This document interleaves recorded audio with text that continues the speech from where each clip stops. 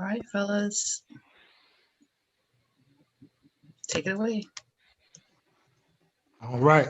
So good afternoon. I guess I should say good evening. It still feels like afternoon right now. We are on Fathers and Finances. I am Isaac. Who else we got on tonight? We got Big Trevor. What's going on, big brother?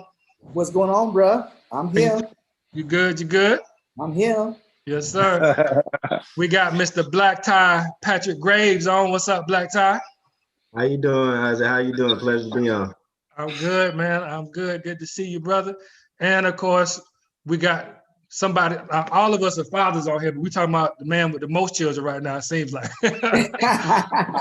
Brother Marcus, what's up, brother? How you doing? I'm good, man. I'm good. How y'all doing? Good, man. I'm hanging in there.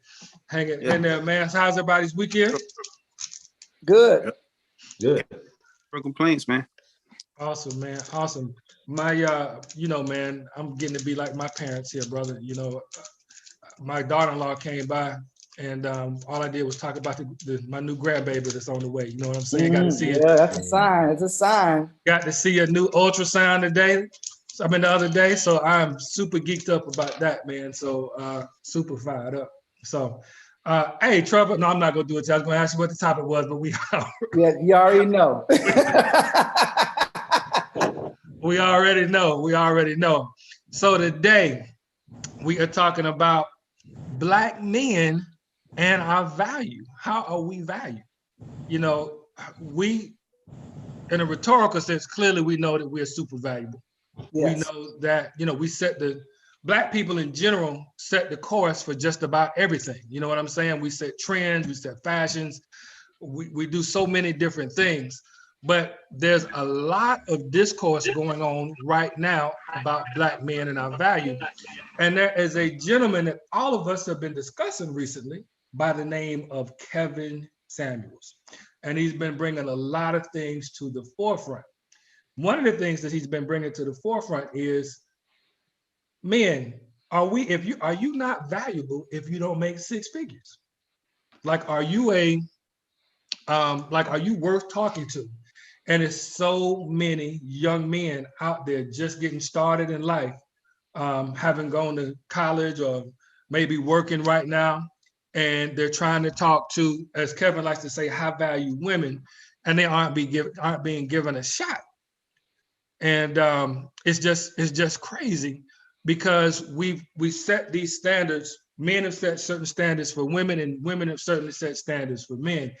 Kevin is getting a lot of flack about it, but I don't think brother's lying. Nope. I really don't. Y'all got anything y'all like to chip in before we actually gonna talk about a couple of clips today. So before we bring those clips, y'all want to add anything?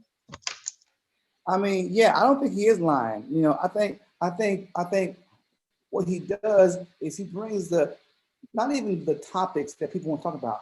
He brings the topics that people want to talk about, but he brings it in a way that you can be truthful about it to really get a true understanding of what it is that's being discussed. Because sometimes when we have these discussions are filtered by our emotions, or they're filtered by the demographic that we're talking about, or it's filtered by what may disenfranchise a gender, a race, a culture, or whatever. But how can we have truth about a topic or a subject if we can't say the truthful things about a topic or a subject because someone may feel hurt or embarrassed some kind of way? So I think it's not that he's bringing the truth to YouTube world or whatever, but I think he's completely not disregarding those certain things that ruffle feathers, but he understands that if something ruffles your feathers based off of what I say, then there has to be some truth in that. Right. If we keep denying that truth, we never accomplish the goal, and we wonder why things keep happening over and over and over again, because we turn our blind eye to certain things that need to be exposed. Right. Any other comments, fellas?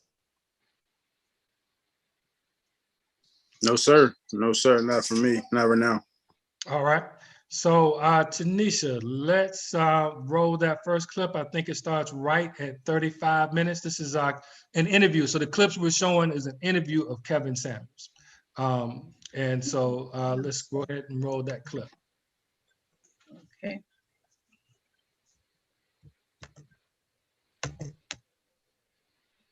And if it doesn't let you do it, like if you mentioned what you said, I got the clip pulled up ready as well. You see it? It says you're sharing your screen. Yeah, there we go. Let's go ahead and roll it. Little Rock. Come on, no disrespect to Because they're on Instagram just like everybody else, so they end up taking on a lot of the same ideas, right? Mississippi, Arkansas, Louisiana states are statistically usually at the bottom for a lot of categories.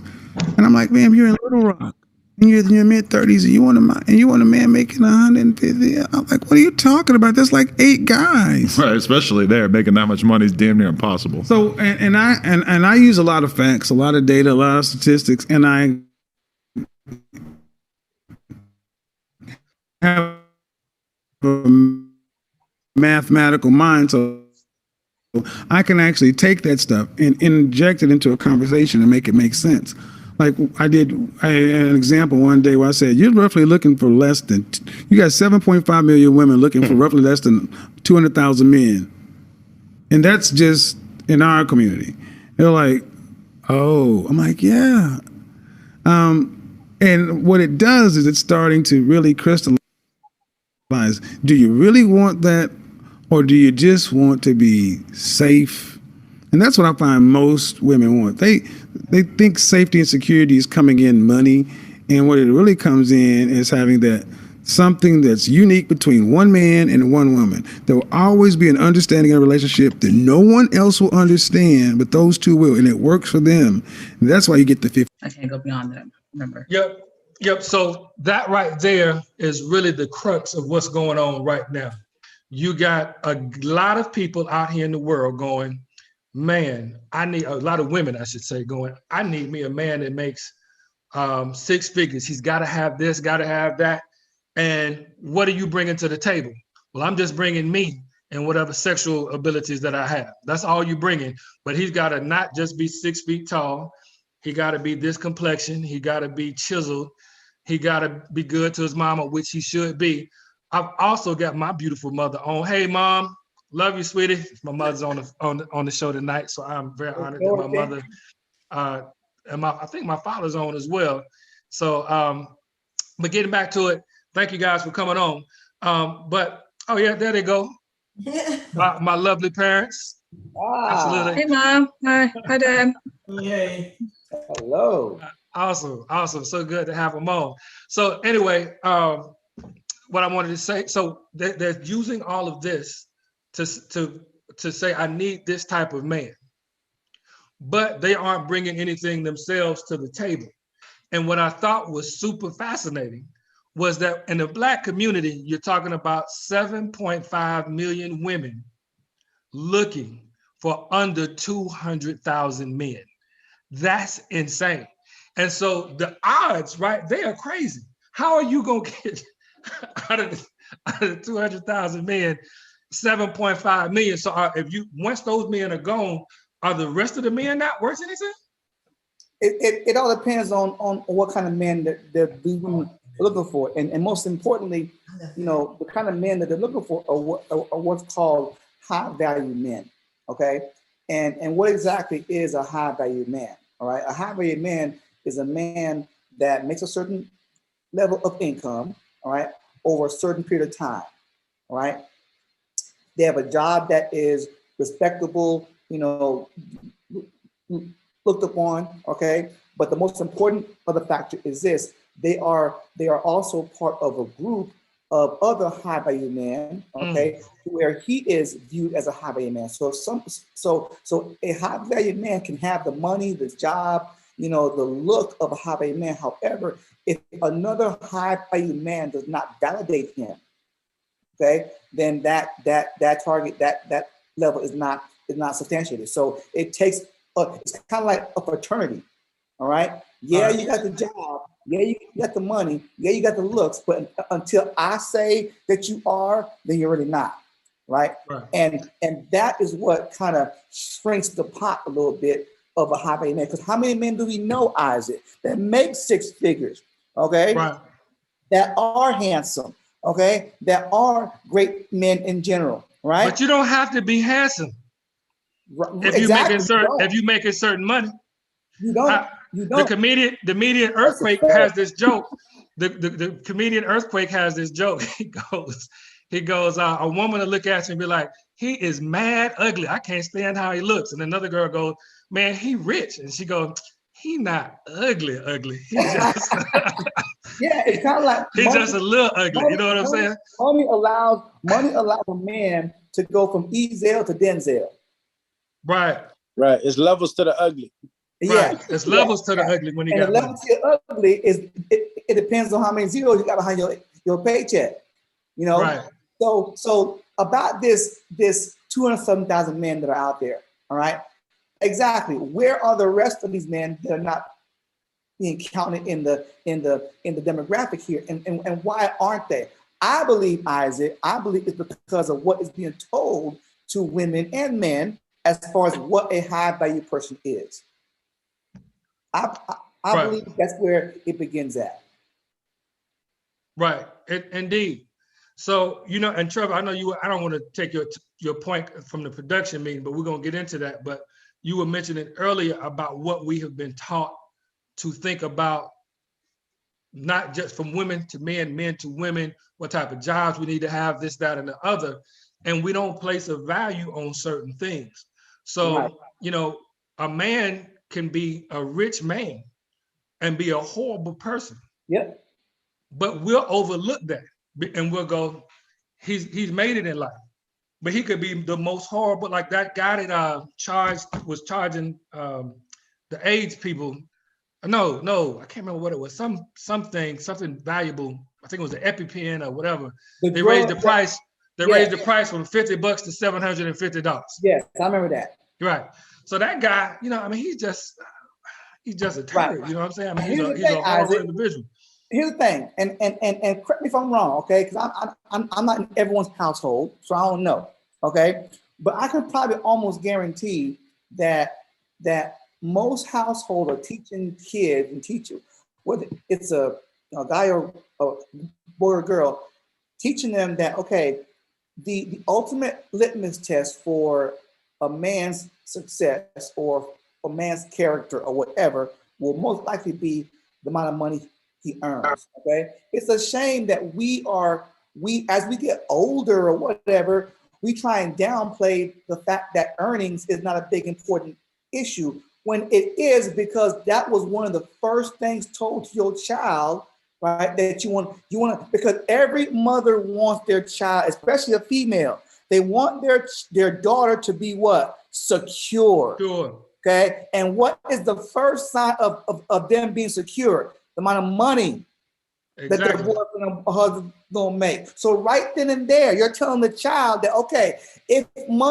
that person looks rich, if that person looks wealthy, then okay, then every other box must be checked then. Right. That checks off all, exactly. It checks off all the other boxes. But what's getting overlooked is the man that gets up every day, that's an electrician. Yep.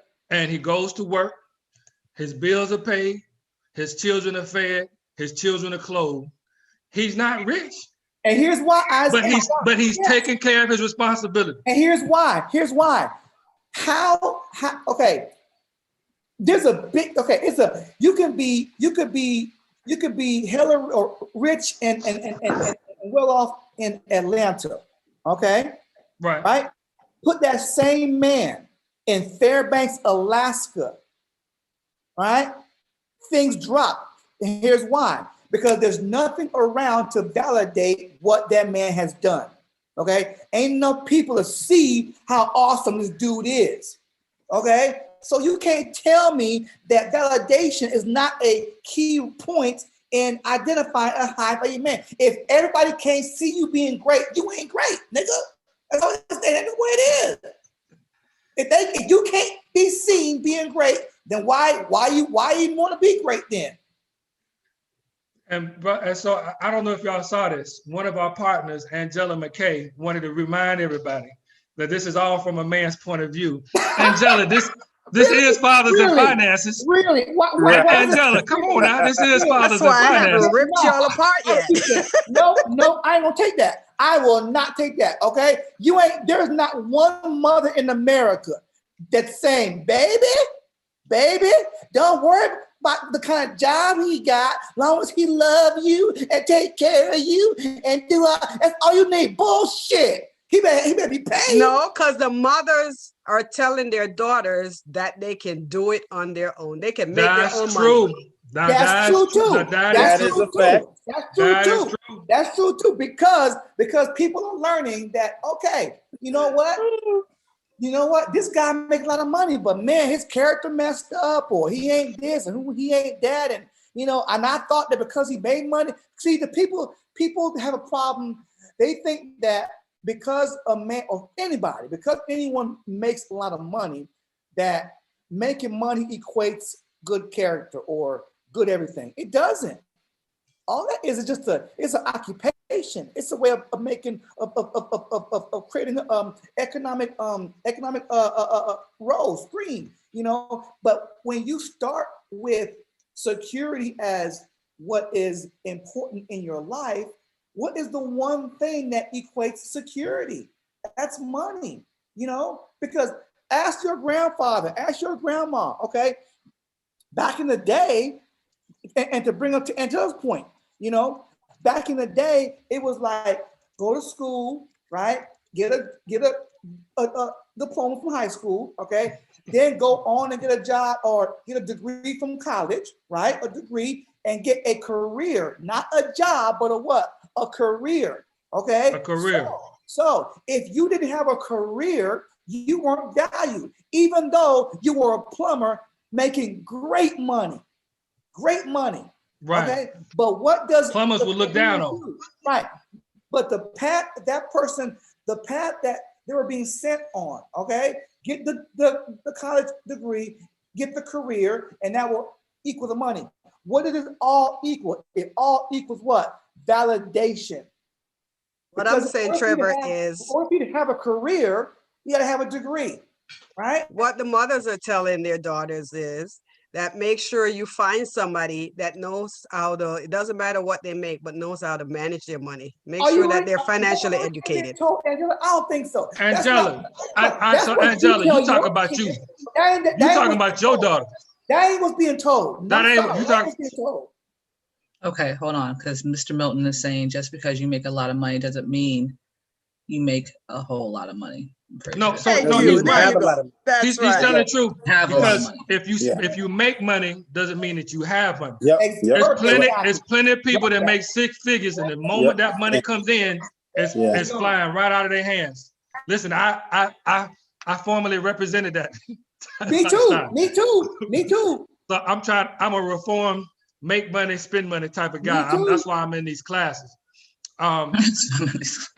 Okay, so the one thing when it comes down to the value of a man and what Trevor was bringing to the table, because he's letting everybody know, like, it comes from the family household, correct? Like, it's come from what you've gone through. Now, is the conversation that we're not having is letting them know, like, to be successful is consistency, period. So it really shouldn't matter. Here's why I say, Tanisha, okay? I teach my daughter.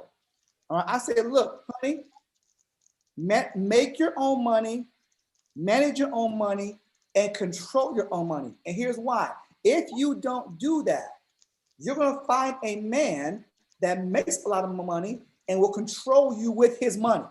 Right. Okay. That's true. I tell my daughter the same thing. But you're telling your daughters, but I'm sitting there saying, like, okay, so you have a son, he's coming up, right? He may not have gone to college. He's like, no, Dad, Mom, I'm just gonna sit there. I'm gonna go by how I want to deal with the world. I'm 25 years old now. I need to figure it all out myself. And he doesn't have all the money in the world, but he's still going to the clubs with his friends. He's still just spending money and like not really making any. So what would be the conversation you should be having with them when it comes down to the value of who he should be? At that age or younger? Just So- just at that age, and or like, when he's 8, you should be doing it when he's younger. But what would you sit there and do if you're 25 years old, or you have a 25 years old son who's okay? It's funny because I didn't have that conversation with my son when he was 5, 6. I didn't even have it with him when he was a teenager. I'm having it with him now, okay? And what I'm saying to him now is not necessarily, go out there and make all the money you gotta make. I'm telling him now, you know what? You never know you don't like okra until you what? So you eat okra. Until you eat okra, okay? So you try. I'm not teaching my son to go out there and be a philanderer and to do. I'm saying, look, get your experiences in life because you will need them, okay? You will need them, right? And I used to tell my son this. I said, look, here's how you know whatever you're gonna do is a bad choice, okay? If you're gonna go out and do something, if the result of what you're gonna do will cause me to have to come bail you out, either financially, okay, or from the jailhouse, don't make that decision. Other than that, live your life.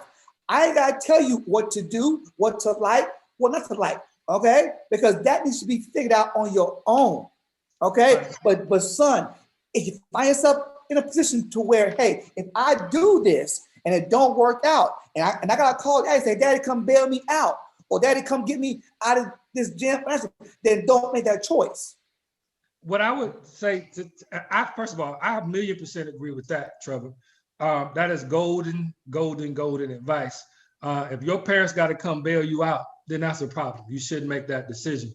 And I mean, bro, I couldn't agree with that more. That is so much common sense there. But when I think about that, I think about it from the standpoint of what I can actually teach them and what I would want them to know. And so, we have these courses that we go through. Obviously, I don't want to go through the whole course, but I do want to share one thing. I want to share something called the Proper Financial Foundation, something that I didn't know about even once I became a financial professional until I started taking these courses. Tanisha, I don't know if you have that up or not. I know you typically have everything we need ready.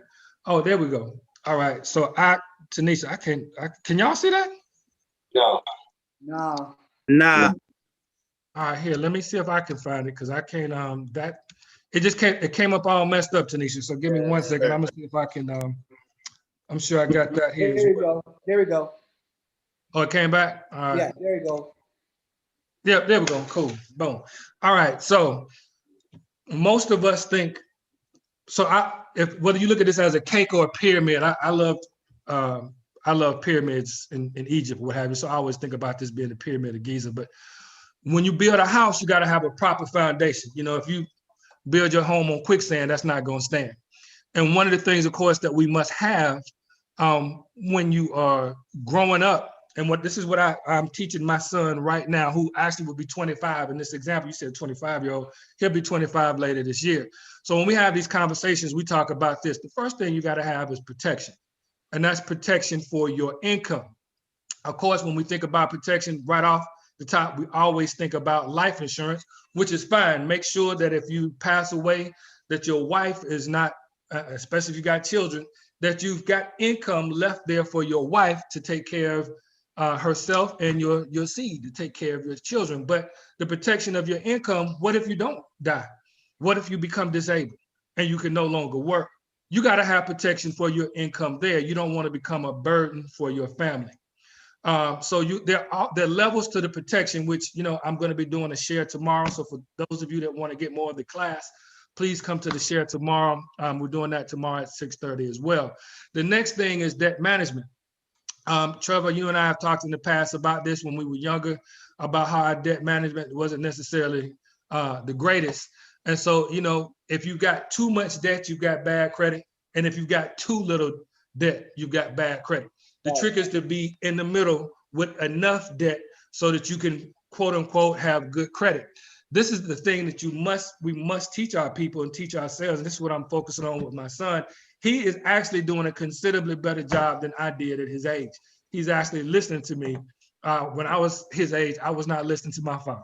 So he's doing, I still want to choke him sometimes, but that's about different stuff. When it comes to this, he's actually listening to me a lot better than I did with my father.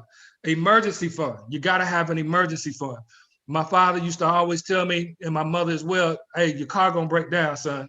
You got to have some money to take care of your car. It's gonna happen. You're gonna need to get some tires somewhere.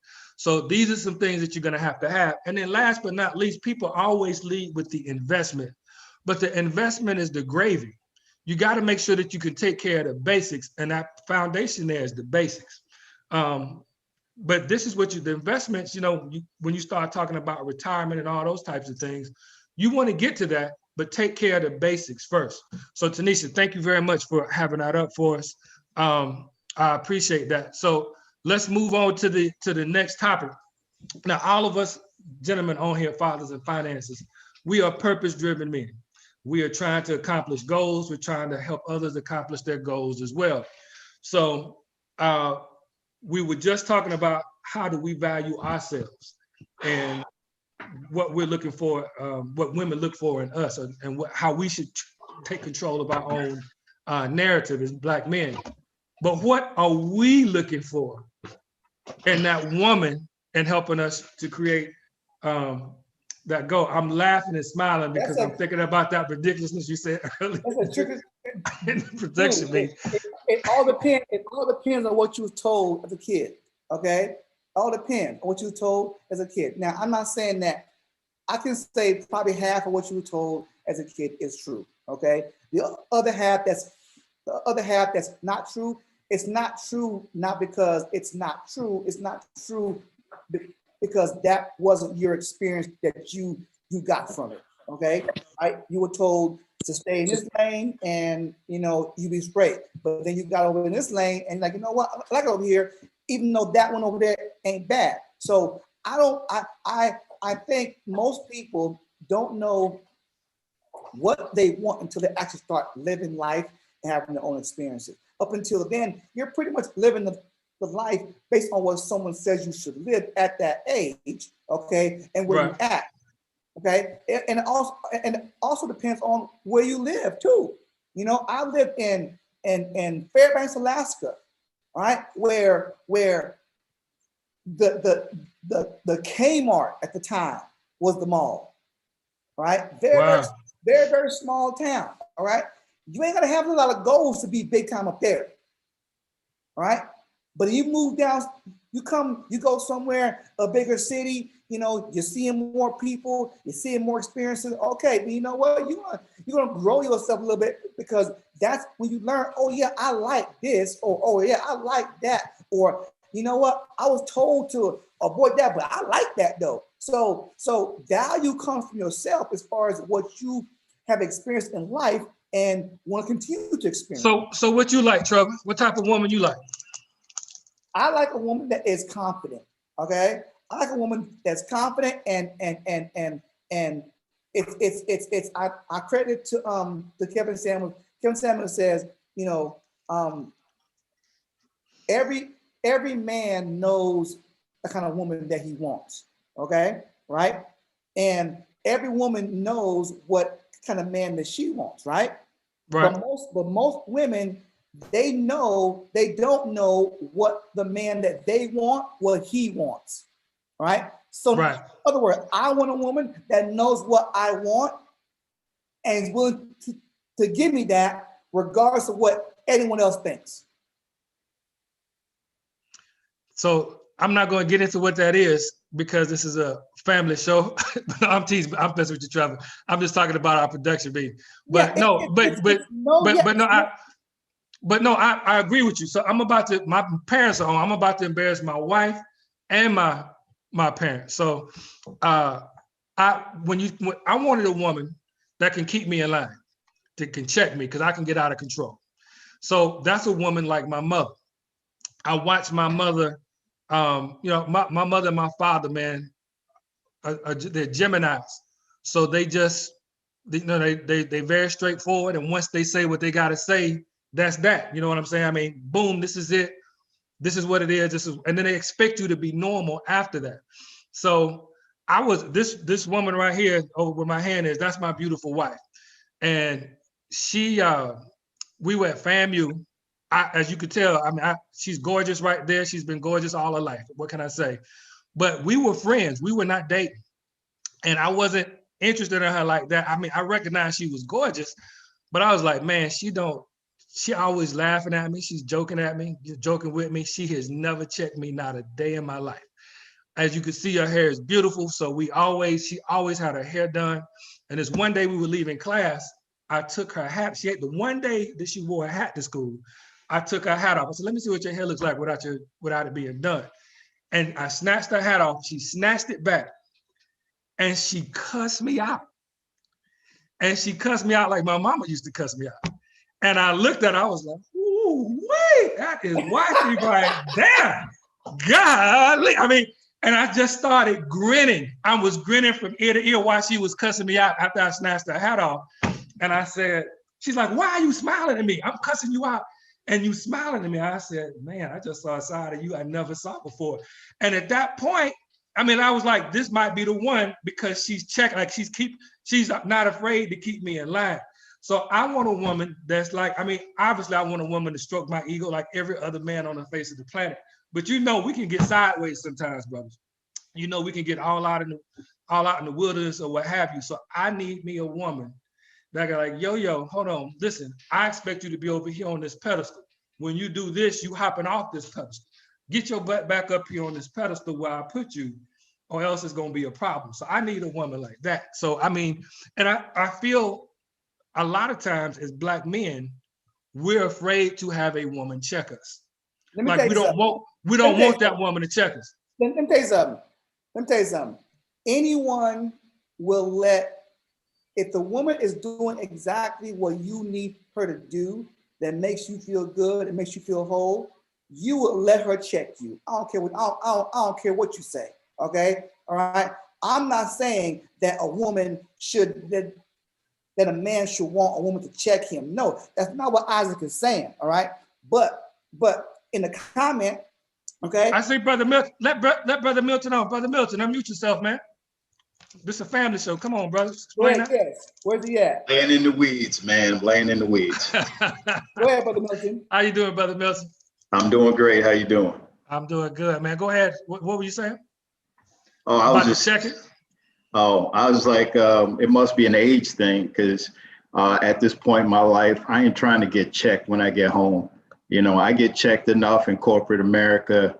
You know, when I get home, I want a relaxed, peaceful type of atmosphere. I've worked hard all day, corporate meetings, everybody's fighting, everybody's jockeying for position. You know, you got to stand up in that corporate environment. The last thing I want when I get home is getting checked. What I want to do is walk in the house, have a nice meal, sit down with my significant other, and just enjoy the evening. I mean, everybody's got their own way of handling things, but the last thing especially if I'm bringing home the bacon, no. Yeah, that's just me. Let me clarify, brother. This chocolatey goodness that's above my shoulder right now, she doesn't, when I say check, I don't mean she's argumentative by any stretch of the imagination. And when I come home from work, most times she's home before me. She's generally got something cooked for me and giving me the piece that I need. What I'm talking about is, you know, sometimes when I'm out of pocket, I don't want her to continue to let me be out of pocket. I want her to rein me back in. And now my wife is excellent at that without being abusive or like my wife has never called me outside of playing in a heated argument or a heated discussion. She's never called me a name in her life. She's never degraded me in any way, shape, fashion, or form. Anytime I've gotten out of pocket, she has a way of getting me back in line with kindness, a firm kindness, but kindness. So what I mean by that, I don't mean an argumentative, stereotypical angry Black woman like they're talking about. I mean somebody that can pull me back in when I get out of pocket. I want to find out from Milton, what his definition of check is. Define it for me, Milton. No, I listened to Isaac's example about pulling the hat off and she cussing him out. We went college, man. She wouldn't do that now. We went college, man. She wouldn't do that now. Yeah, I'm just saying. Yeah, well, see, you just said it. She wouldn't do that now, but back there in the day, she did. But I'm telling you, there's some women who would do that now. Right. And somebody who would do that now at this age, I'd say, okay, you can't take a joke, and you know, F you if you can't take a joke. So here's the thing. So Milton, he needs someone that has some self-control. Not saying that Shaw doesn't have any, right? Right. No, listen. So, but you also got to keep in mind too. If you mess with a woman's hair, we all know as Black men that is a significant thing with Black women. They do not play about that. And I played with it, and to this point, up until that time, I had never seen that side of her. And the fact that she checked me was attractive because I just thought she was just a pleasant, calm individual the whole time. Now, as we've been married, in 2 weeks, we would have been married 29 years. There's no way on earth I would be with Charlene if she was still doing something like that. We weren't even dating at the time. We were just friends. So it wasn't even like we were in a relationship. We were just buddies hanging out, and I snatched her hat off. Once we became intimate and started dating and what have you, at that point everything changed. So I can honestly say that's not something that I've ever had to deal with once we started. I still want somebody when I get out of pocket, because I'm not always correct. I'm not always right. So I need somebody to pull my chain when I'm not right. That's all I'm saying. Can you give me an example of you not being, of you being out of pocket? Can you give me an example, like a current example? Oh, man, a current example would be hard. In the last 5 years or something. All right, so with my children. Okay. So, you know, I'm 51. Okay. I was raised a certain type of way. You know, I either got fussed at or I got a whipping. Yeah. And if I got fussed at, that was a good day for me. Sure. Because I didn't get a whipping. I was just like, whoo. Yeah. I only got fussed at. So my wife recognized that my children do not respond the way I responded to my parents when I got fussed at. They respond completely different. So I remember fussing at my daughter one day, which is right here. And Jonna just was acting, in my opinion, completely uncomfortable. I was just like, man, what's wrong with y'all? Why can't you take a fussing at like I can take a fussing at? And so Charlene was like, well, see, why don't you come here, come with me? So we just went and took a walk. And she said, oh, see, these children ain't built like us. I mean, they just not. We got fussed at and whipped and all that type of stuff, but these millennials are not that way. And so we had a little discussion, and she said, well, look, just try it my way. Just see what happens. Go back, when we had this discussion again, just try talking to them differently without the fussing. I said, all right, sweetheart, I'll do that. And lo and behold, she was right. I mean, my wife, my daughter and I, so we went from arguing all the time about various stuff, simple stuff, to me and my daughter talking almost daily now. And see, so, I can appreciate that conversation you just had wasn't like the one where you snatched the hat, because you had some dialogue. You had some calm dialogue, and that's what I'm talking about. If you're checking me and you're all up in my face and you give me ugly, I'm not for that, right? But if we're talking through it, I'm good. I wouldn't have married that, bro. Just real talk. I wouldn't have married that. Yeah. Under no circumstances. My next question was going to be: it depends on what Milton's viewpoint of checking is. Yeah. Right. Because in that example, she did check you out. She did. She checked you in a different way. Right. Okay. So but we weren't dating. We were just acquaintances and whatever. So I mean, we got to be careful though when we're putting these establishments on people. Okay. Like you could say to someone, hey, you know what? Get you a girl that checks you a little bit. Okay. Milton go like, nah, don't do that. Yeah, I ain't trying to hear that. Okay, you know what I'm saying? Yeah, I ain't trying to hear that. It all depends on on how that person's definition of checking is, because again, I get it. I get it. So yeah, that's why I said experience, man. Experience. Give them their experience. Exactly. So, Brother Milton, thanks, brother. I really listen. This is what we want from Fathers and Finance. I mean, we ain't just the only ones on here that's Fathers and Finance. As fathers or got a perspective. Brother Milton, thank you very much for participating, man. I really appreciate your comments and what you had to share. And I'm glad we got some clarity because, and I really should have clarified because for some people, checking does mean Nene Leakes from Atlanta Housewives. It does mean somebody from Love and Hip Hop. You know, that's what that means. And I really should have clarified because I damn sure don't want nobody, no Nene Leakes checking Love and Hip Hop or nothing like that. So I certainly should have clarified that. So, Brother Milton, thank you for doing that. Now I'm going to clarify because there's women who watch that show and want to act that way and think that's going to get them attention.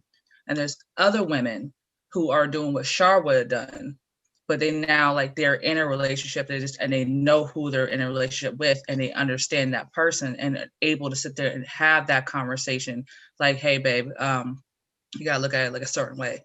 That's a different type of communication. You can't sit there and look at stuff that's being looked at or that's going to be shown on TV and or what's in the media and sit there and think that that's the way of life. But that's the major problem that we're also facing right now. Yeah, unfortunately, that's what young people are seeing, and it's being glorified, and it's being exploited with money. The different sites, OnlyFans, you know, all that stuff people are being exploited. They think right. But at the same time, though, it also starts with the person who's doing it. So if I had a child and I'm sitting here doing OnlyFans and wherever it's called and red light specials and all the other challenges that are going on, and I have a child, my child's looking at me. I'm the example that they're paying attention to. So that's a different mindset, and that's not the same. Like there's women who want attention. There's women who are okay with the attention they actually get. There's women who actually want to understand and be like, I'm gonna be calm and cool and collected. But at the same time, you can't sit there and say that because you find that girl fine on OnlyFans or Red Club Special, whatever it's called, and think that's gonna be your wife. Right. Yeah, I think the challenge is a lot of our young people being brought up today are seeing this and it's being glorified and they think it's okay. Right. And it's not okay. And some of their parents are involved in this and they really think it's okay. I mean, for Megan Thee Stallion to get any kind of recognition for the song she put out, and y'all know what I'm talking about, it just doesn't make sense to me in terms of young women growing up and seeing how they should act or be, and it hurts my heart to see it because we're fighting this thing, trying to be upscale. That's why we're on this call, right? We're not on this call because we just want to be on this call. We're trying to learn something. We're trying to educate ourselves. We're trying to understand the world, and that's how our young people need to be. They don't need to be seeing this stuff that doesn't benefit them in any kind of way. Right. That's just my perception. And, you know, I know everybody's got their own and, you know, Milton, that's all. Milton. What was that, Marcus? Milton, without any details or anything, okay, would you have changed the way you raised your children compared to what you see now? Or do you think that whatever you have told them would have been straight, been okay? See, my situation's slightly different. I'm a divorced single dad. My children actually went with my ex, and my children left my ex to come live with me. I've had my children for 10 years. You know, educating them, growing them, and I have a daughter and a son, and trying to manage a daughter whose early teens have no idea, you know, doing the best I can. And at the same time, like on this call, teaching my children about money and how to manage their money and not get into debt And, so if you ask me about how I raise my kids, I do it the same way I've done it. I tried to show by example. And I had this conversation with my son who's 21 just this week. I try to lead by example for my children. I set up Roth accounts for my children, help them understand how that works so that they understand the investment part of the house, how to set up a budget so they understand not to get into debt and manage their funds. And I'm proud of my kids because they actually, after a while, they sat down and listened to me, and they're doing well. So, and do they see this other stuff? Yeah, they see it, but they understand what's really important. They understand the priorities, and they don't let that get in the way of where they're trying to go, if that makes any sense. It does. It does. Milton, wonderful job, brother, man. We are glad to have you on this call. Man, we love you to be part of our team as well, man. Somebody that, we had a call here at WSB early last year, and one of our speakers during the middle of the pandemic, so it was all virtual, was the president and CEO of Zoom, what we're on now. And he set up for his children retirement plans so that by the time they were, I think, 19 or 20, their retirement was already paid for at 19 or 20. Sure. And that's the type of mindset we just don't have. And we can do that as Black people. Literally, the money that we spend on shoes and other stuff for our children could be put that monthly amount. I like what Terrence just said. Black folk are foolishness. Right. Things that don't have fruit. Straight foolishness. So I just want to commend you, brother, for just even doing the Roth for your children when they were young, so that they would have that foresight. I mean, most of us typically don't. I didn't. I went out and worked when my children got it. I knew I was supposed to provide and work, but I didn't know. I just didn't have the thought never crossed my mind to try to set something like that up.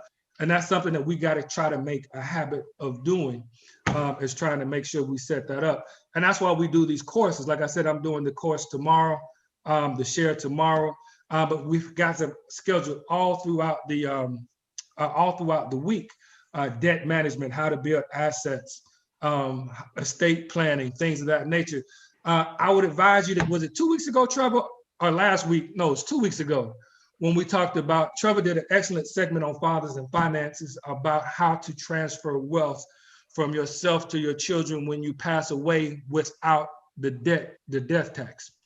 Excellent course on that. So go to our YouTube page, Fathers and Finances, and Trevor did an excellent section. I think it's about halfway through on how to pass your wealth on to your children without having to pay their estate tax. So please go back and check that one out. So Trevor, as always, man, we get sidetracked, man. We got 15 minutes left for this last topic. And the last one was, how do we set up our network? And Tanisha likes to say our net worth, but how do we set up our own network? Now, the clip I'm about to show you of Kevin Samuels is not something that we endorse.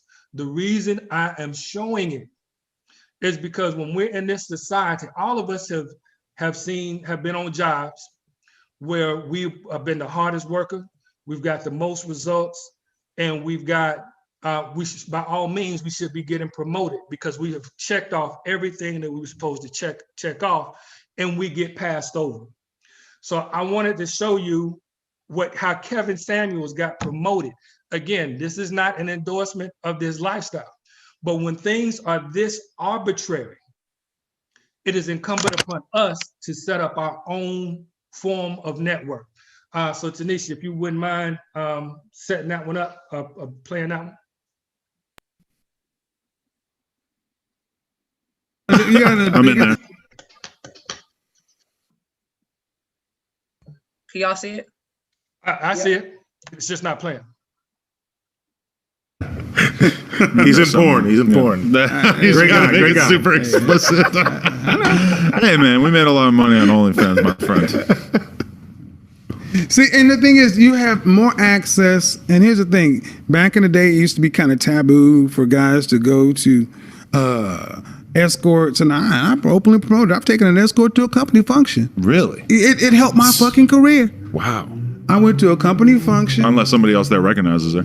Hey, no. That's what did it, bro. Oh, okay. I went to a company function. I hired one of the top escorts in Dallas to go to a company function with me, because you don't want to go to these things alone. And I'd heard that this is a good idea. So I hired her, like a lot Pretty Woman stuff. And I was not rich. And I took her, and I'm in the company in the executive washroom, because they had the functions. All the bathrooms are open, so us normal little peons could use that. So I was like, well, why not? I'm gonna go in there. A guy comes out of the stall, and all he says is, walks by, wash his hands. That Kelly's an incredible girl. And he walks on out, and I'm like, he was the VP of marketing. Right. 3 weeks later, I get a call. Mr. Johnson would like to see you in his office. And I'm sitting up there, Mr. Johnson, we're just talking about the weather and Cowboys and this and that. Nothing at all. Nothing. It was like banal water cooler talk. About 3 weeks or 4 weeks later, I started getting premium accounts handed my way, more opportunities. My manager started talking to me completely different. I started getting invited over to come over to the house for dinner. I didn't know I had an advocate. And it turns out about 3 to 6 months later, I got into the management program. And what ended up happening is I went and I played golf with these guys in the scramble, and he's there. And I asked him, I was like, are you like my secret benefactor or something? He's like, he was a regular of the girl that I took there. He's like, anybody who had enough sense to bring her is somebody I need to keep my eye on. Because she is one of the most discreet people. He's been seeing her for years. And he's like, I know how much she costs, so that tells me you're not stupid. And she's not. He's like, I just needed to see who you were. And he's like, I've done my research on you and done my work on you. And he was like a real life benefactor. So what it taught me was there's a different level of power moves. And we have stigmatized that stuff to where you should. It goes back, Isaac, to what I said earlier. Validation. How can you validate what you're doing how do you know it's what you're doing is worth you doing? Validation. Yeah, true. Right? That's what that was. Exactly. You know? So he felt validated that this guy, but here's my point though. That networking happened just because this man and one man and another man had a similar vice. And that's when you're in corporate America, you never know what is going to keep you out of that. Right. If you're too squeaky clean, they might not want you in their club because they're doing dirt and things of that nature. So what I'm saying that we have to do as Black men who are purpose-driven and trying to establish worth, we've got to establish our own form of networking, like a code. Black people just generally, as we start to ascend and climb and build for ourselves, we've got to set up our own code of values that we use. So for me, one thing that I use, two of the things that I use is, one, do you support Black business?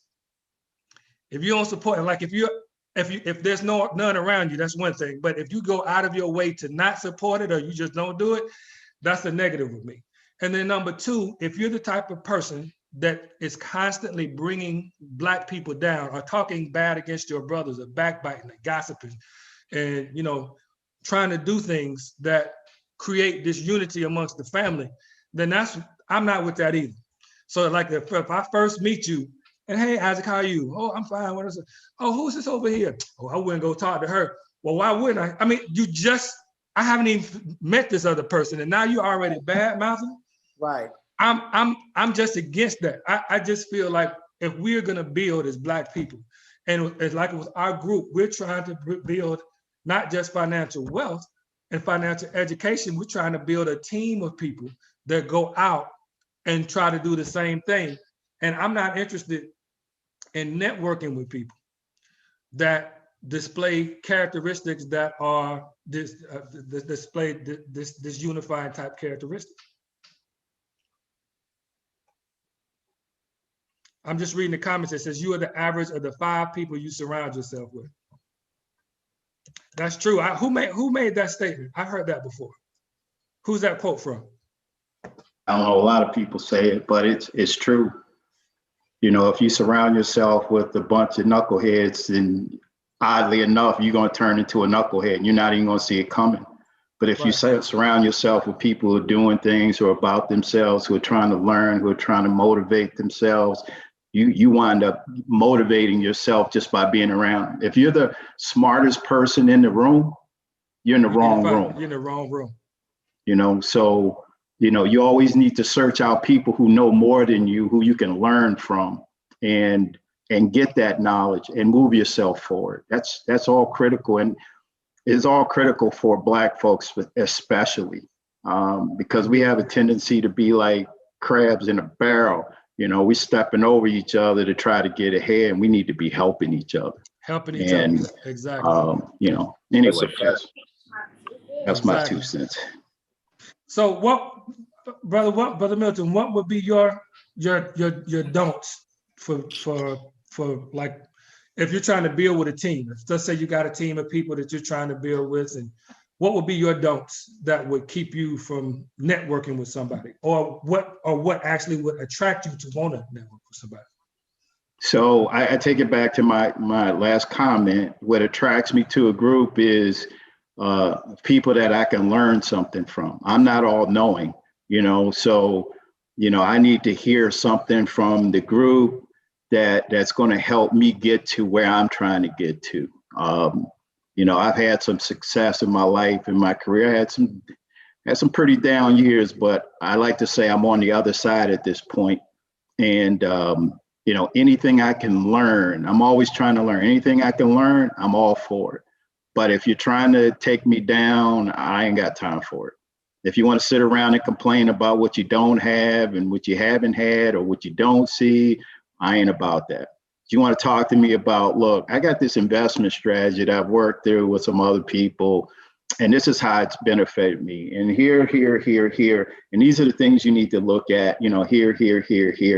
And then you need to coach your children on this, and this is what we've done. And if you can show me that, you can show me the experience, and you can show me the results, I'm willing to listen. You know, I think at this point in time in my life, I'm hitting on all cylinders. You know, I got the Roth, I got the backdoor mega Roth, I got the 401k, I got the IRAs, I got all that stuff. My retirement set, I got all that stuff.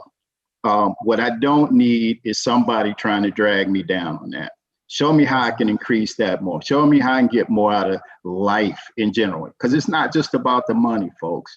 It's about having a nice way of life, right? Because we get wrapped up on the money so tight, man, we can't even have a good time. And so, you know, it's got to be a balance. You can't spend it all on clothes and cars and jewelry.